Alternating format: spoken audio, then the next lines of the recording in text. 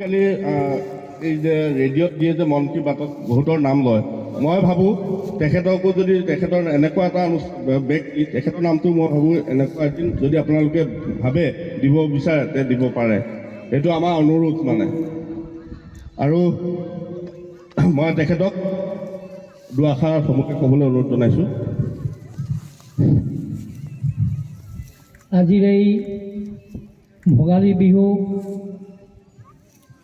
বিশেষকৈ শংকৰী কলা কৃষ্টি বিকাশ কেন্দ্ৰ নাথগাঁও আৰু আমাৰ জ্যেষ্ঠ সাংবাদিক সত্যনিষ্ঠা আৰু ত্যাগৰ সহিত যিজন ব্যক্তিয়ে আজীৱন সাংবাদিকতাৰ কৰ্তব্য পালন কৰি গৈছে, কেতিয়াও আমি তেখেতৰ গাত আঁচ পৰিবলৈ দেখা নাই।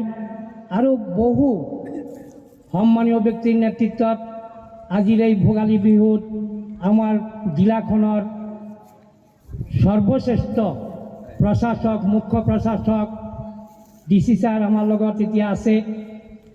মই একটা বস্তু লক্ষ্য কৰিছোঁ, তেখেতে আহি পোৱাৰ লগে লগে হোজাই জিলাখনত শান্তি প্ৰগতি উন্নতিৰ ক্ষেত্ৰত বিশাল দিগত আগবাঢ়িছে। কাৰণ মই সিদিনাখন এটা ছাৰ আহি পোৱাৰ লগে লগে 2 মাহ না 3 মাহ হৈছিলে শংকৰদেৱ কৃষ্টি বিকাশ কেন্দ্ৰত এটা প্ৰগ্ৰাম হৈছিলে, সামাজিক প্ৰগ্ৰাম। সেই প্ৰগ্ৰামত ছাৰৰ যিটো ভূমিকা মই দেখা পাইছিলোঁ, মই সঁচাই গৰ্বিত হৈছিলোঁ যে অসমত যদি এনেকা বিষয়ববীয়া থাকে, অসমৰ শান্তি প্ৰগতিৰ ক্ষেত্ৰত চৰকাৰে কোনো চিন্তাই কৰিব নালাগে।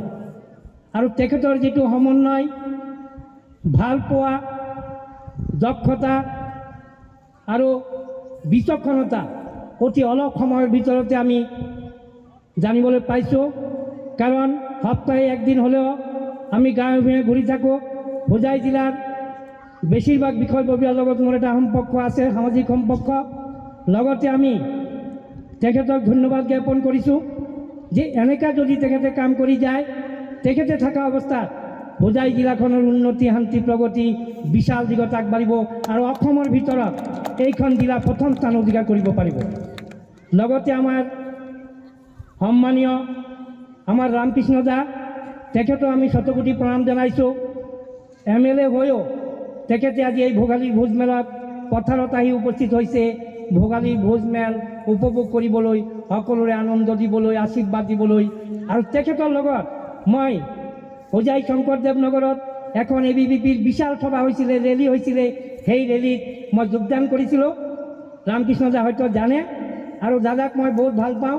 কিন্তু MLA হোৱাৰ পিছত মই একদিনো ৰামকৃষ্ণ দাৰ গুৰিলৈ যোৱা নাই। কিয়? নিতুমণি দা অলপ আগতেই কৈছে, ৰামকৃষ্ণ দাক মই ভাল পাওঁ, কিন্তু ৰাজনৈতিক তাতত মই থাকিব নিবিচাৰোঁ।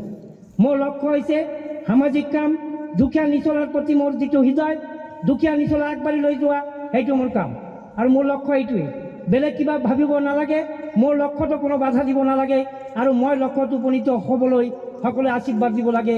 আগলৈ আমি এনেকুৱা দুখীয়া মানুহ খুজি খুজি সহায় কৰাৰ কাৰণে চিন্তা চৰ্চা কৰিম। য'তে মই যাওঁ অসমীয়া ভাষা কলা কৃষ্টিৰ কাৰণে মই প্ৰচেষ্টা আগবঢ়াইছোঁ। লামডিঙৰ নিচিনা এটা 99% বাংলাভাষী এৰিয়াত মই অসমীয়া ভাষা, সংস্কৃতি, কলা কৃষ্টি চহকী কৰাৰ আহ্বান জনাইছোঁ বিভিন্ন সময়ে। সেইকাৰণে আসাম সাহিত্য সভায়ো মোক এখন সম্বোধনা পত্ৰ ৰাজ্যিক কমিটিৰ তৰফৰ পৰা আগবঢ়াইছিল, আৰু এইখনত এইবিলাক কথা উল্লেখ আছিলে।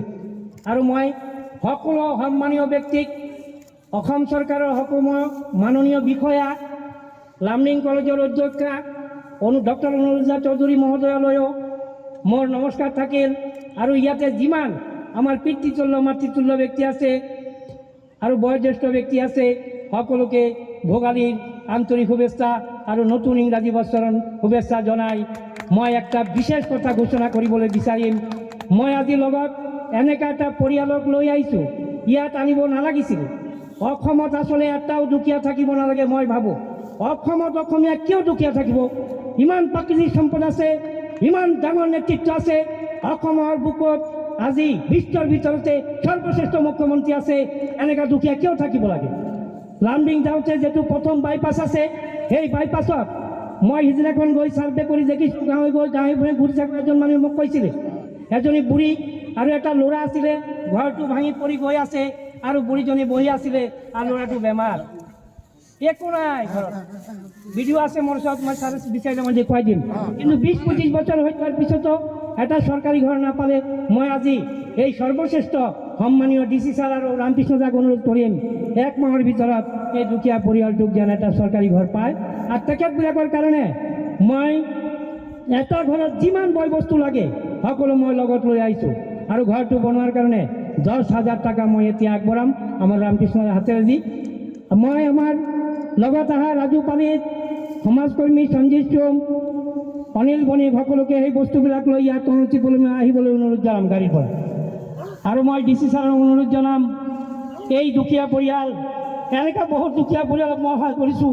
সিদিনাখন মোৰ হৃদয় কঁপি গৈছিলে যেতিয়া মই ঘৰত গৈছিলোঁ এনেকুৱা দুখীয়া পৰিয়াল থাকিব নালাগে মই আচলতে দুখীয়াৰ সেৱা কৰি ভাল পাওঁ কিন্তু এনেকুৱা দুখীয়া পৰিয়াল দেখি মোৰ হৃদয় সিদিনাখন কাঁপি গৈছিলে মই সেইকাৰণে ডিচি ছাৰক অনুৰোধ জনাম যে 1 মাহৰ ভিতৰত সেই মাকজনীক এটা ঘৰ দিব লাগে তেখেতৰ ভৰিত সেৱা জনাই মোৰ মাক যেনেকৈ সেৱা কৰিছিলোঁ তেনেকৈ সেৱা জনাই মই বস্তুবিলাক দিম আৰু ডিচি ছাৰক মই অনুৰোধ জনাম একটা চৰকাৰী ঘৰ 1 মাহৰ ভিতৰত তেখেতে পাব লাগে এই বুলি কৈ সকলো বস্তু লৈ অহাৰ কাৰণে মই অনুৰোধ জনাম বিশ্বজিৎ চক্ৰৱৰ্তী অসমীয়া স্কুলৰ হেডমাষ্টাৰ প্ৰধান শিক্ষক তেখেতক মই বস্তুবিলাক লৈ আহিবলৈ অনুৰোধ জনাম আৰু তেখেতৰ এটা ডাঙৰ সমাজকৰ্মী হয় মই এই বুলি কৈ যিকোনো খবৰৰ বাবে যোগাযোগ কৰক 7099017330 লগতে 7099017110 নম্বৰত